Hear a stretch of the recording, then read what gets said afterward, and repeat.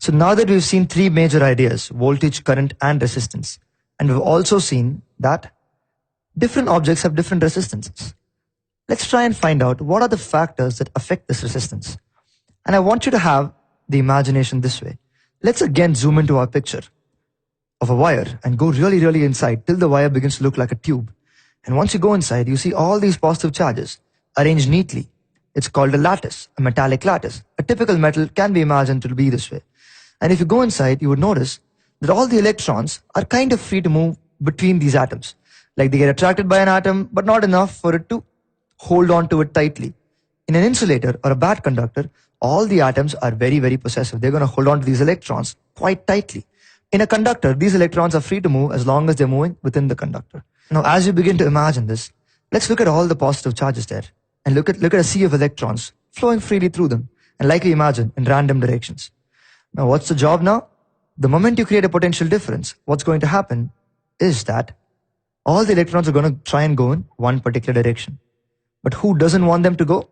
The protons. Because they're going to attract these electrons and try to trap them into the atom. Thereby, the kinetic energy of the electrons is lost. And when that is lost, what's going to happen? The current is going to reduce. Now, one of the interesting analogies you can think of is this. How many of you here watch football? I'm sure some of you do. And even if you don't, you know what really happens, right? Let's say all these electrons are forwards or attackers. And all the protons of the atom are defenders. Now, what's the job of a defender? He's going to try and stop the electron from flowing from one side to the other. And the more one electron flows from one side to the other, or the more the attacker passes from one side to the other, the more the current.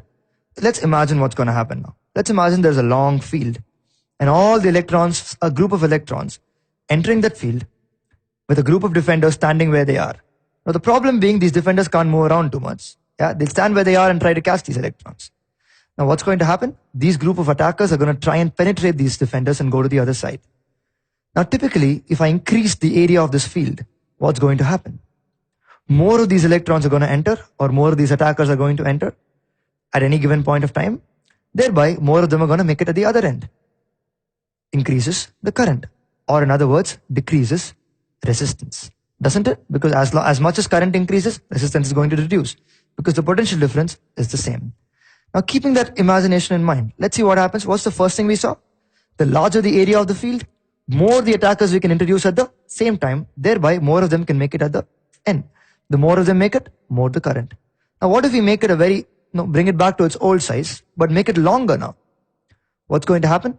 As an attacker, as you're dodging these defenders, you have to pass more defenders before you reach the end, which means lesser your chances are, because if one defender doesn't catch you, the next one might, the next one might.